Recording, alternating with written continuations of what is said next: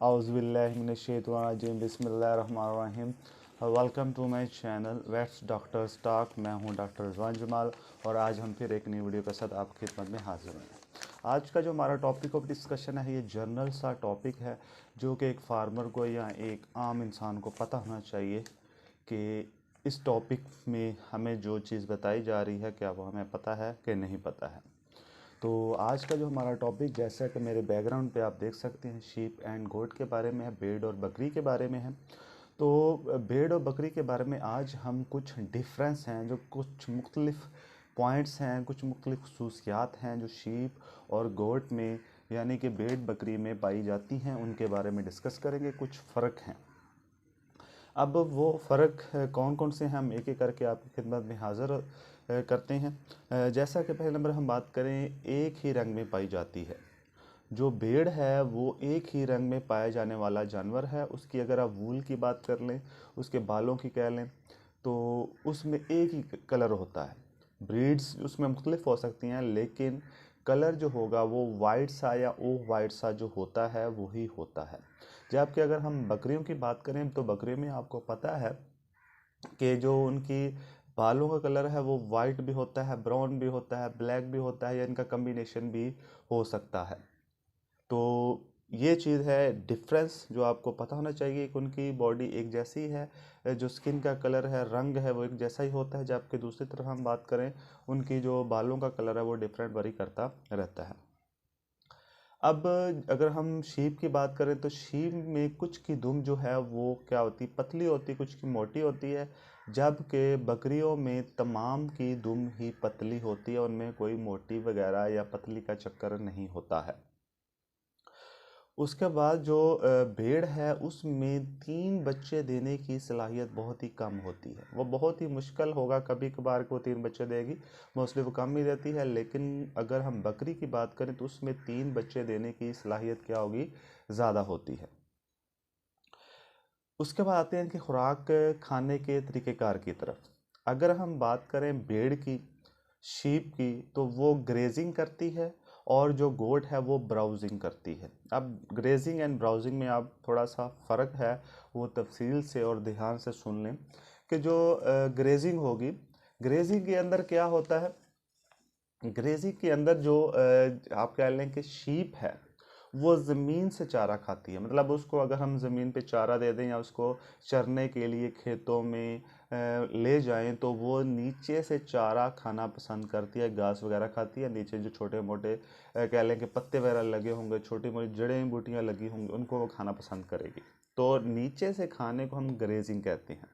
इसके साथ साथ हम ये भी कहते हैं कि जो शीप होती है वो इतना नखरे वाला जानवर नहीं होता।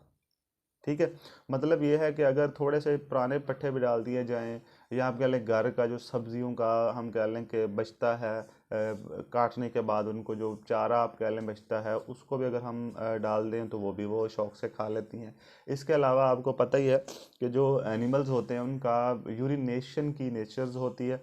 तो वो क्या करते हैं, जब वो खा रहे होते हैं तो उसको यूरिनेट भी करते हैं। थोड़ा बहुत जो है यूरिनेशन जो है उस दौरान वो उससे कंटेमिनेट भी हो जाती हैं। तो शीप जो है उसको भी सिलेक्ट करके खा लेती हैं। लेकिन इसके बरक्स हम गोट की बात करें तो गोट में ऐसा बिल्कुल नहीं है। वो बहुत ही नखरे वाला जानवर है। नखरे वाला जानवर या साफ़ सुथरा भी आप कह सकते हैं। उससे मुराद ये है कि वो क्या करता है, ब्राउजिंग करता है। ब्राउजिंग से मुराद होता है कि ऊपर से पत्तों को खाना, जिस तरह हम कह सकते हैं हम उसको बाहर ले गए हैं खेतों में बकरी को, तो वो क्या करेगी, वो नीचे से चारा खाना पसंद नहीं करेगी, वो खाएगी ऊपर से। ठीक है, ऊपर से खाएगी। और जिस तरह हम कह लें दरख्तों के ऊपर चढ़ जाती है, पाँव ऊपर रख लेती है, खड़ी हो जाती है, तो उस तरह वो चारा खाना शुरू कर देती है, पत्तों खाना शुरू कर देती है। या घर घर में कभी आपने प्रैक्टिस की हो या देखा भी होगा कि जब उसको चारा नीचे डाला जाता है तो बहुत ही कम खाती है, लेकिन वो चारा ख़राब भी करती है। यूरिनेशन अगर हो जाए, ठीक है, पेशाब वगैरह से वो ख़राब हो जाए चारा, तो उसको वो बिल्कुल नहीं पसंद करेगी, इसलिए वो चारा ज़ाया करेगी। और इस मकसद के लिए हम क्या करते हैं, हम चारे को ऊपर से लटका देते हैं, किसी चीज़ के साथ रस्सी से बांध के हम लटका देंगे ताकि वो सारे का सारा चारा खाए, वो जो है उसको ख़राब ना करे। तो ये नीचे से चारे खाने को हम कहते हैं ग्रेजिंग, और ऊपर से चारा खाने को हम क्या कहते हैं, ब्राउजिंग कहते हैं। अगर हम बात करें भेड़ की, तो जो भेड़ है वो जब ग्रुप में चल रही होती है, मतलब उनको रेवड़ को हम लेके जाते हैं ग्रेजिंग करवाने के लिए, तो वो ग्रुप की शक्ल में, मतलब 4-5 का एक ग्रुप बन जाएगा, 4-5 का एक ग्रुप बन जाएगा, तो इस तरह ग्रुप की शक्ल में वो चरती हैं। लेकिन अगर हम बकरी की बात करें, तो बकरी का एक आगे एक लीडर होता है, आप कह लें, या कोई भी जिसको फॉलो करती हुई जा रही होती हैं, और इकट्ठी ही हर जगह पे ग्रेजिंग करते हैं, उनमें ग्रुपिंग का कोई कह लेंगे चक्कर नहीं होता। अब जैसा कि ग्रेजिंग करती हैं भेड़, तो इसका मतलब वो दरख्तों को नुकसान नहीं पहुंचाएंगी, लेकिन जो गोट है, आपको पता है कि वो क्या करती है, वो दरख्तों के ऊपर से खाती है। इस वजह से वो दरख्तों को, पौधों को क्या करेगी, नुकसान पहुंचाएगी, फसल को नुकसान पहुंचा सकती है, क्योंकि वो सिर्फ और सिर्फ नीचे से घास नहीं खाती, बल्कि पत्तों को बड़े शौक से खाती है। जो भेड़ है वो बहुत ही सुस्त जानवर है, देखने भी नज़र आता है, एक तो सुस्त है, दूसरा वो इतना साफ सुथरा जानवर नहीं माना जाता। जबकि इसके बरक्स हम बात करें, जो भेड़ होती है नखरे वाला जानवर है, साफ सुथरा जानवर है, और बहुत ही ज़्यादा एक्टिव जानवर ये समझा जाता है। ठीक है, मतलब आप देख सकते हैं, कभी भी अगर कहीं पे यूरिनेशन की हुई है तो भेड़ वहाँ बैठ जाएगी, चारे के ऊपर ही बैठ जाएगी, लेकिन जो गोट होगी वो साफ सुथरी जगह देख के जो है वो फिर बैठेगी, अदरवाइज वो नहीं बैठेगी। जो दूध की पैदावार है वो भेड़ के कह लेंगे बहुत ही कम होती है, और बहुत ही कम, इतनी कम कि वो सिर्फ और सिर्फ अपने बच्चों को दूध पिला सकती है। इसके अलावा वो हमारे लिए ज़्यादा एक्स्ट्रा दूध जो है उसमें कैपेसिटी नहीं है प्रोड्यूस करने की, पैदा करने की। जबकि इसके बरक्स हम बात करें भेड़ की, बकरी की, तो बकरी को हम गरीब जानवर की गाय भी कहते हैं। जिस तरह बीटल एक ब्रीड है गोट की, कुछ ब्रीड्स मैंने पिछले लेक्चर्स में पढ़ाई हुई हैं, तो आप उसको देख सकते हैं।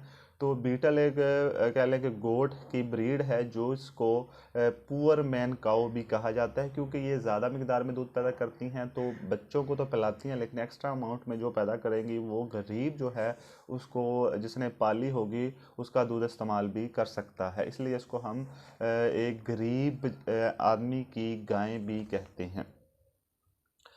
चिकनाई जो है वो भेड़ के कह लें कि दूध है उसमें बहुत ही ज़्यादा होती है बनिस्बत के बकरी के, जिसके दूध में पैदावार में कह लेंगे बहुत ही कम चिकनाई होती है। भेड़ का दूध पीने से एलर्जी हो सकती है, भेड़ का दूध पीने से एलर्जी हो सकती है, जबकि बकरी का दूध जो है वो एलर्जी के लिए ही इस्तेमाल किया जाता है, यानी एलर्जी के इलाज के लिए हम बकरी का दूध इस्तेमाल करते हैं। लेकिन अगर हम भेड़ का दूध पीना शुरू कर दें तो मोस्ट चांसेस हैं कि एलर्जी भी हो जाए।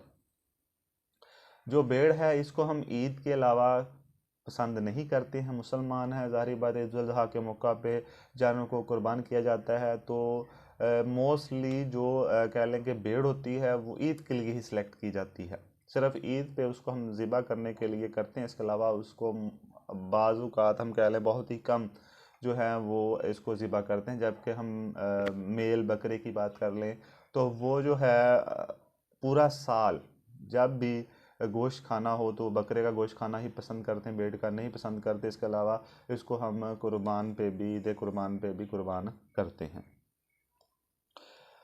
जो भेड़ है उससे हम गोश्त और ऊन हासिल करते हैं, जबकि बकरी से हम बाल, उसके दूध भी और गोश्त भी हासिल करते हैं।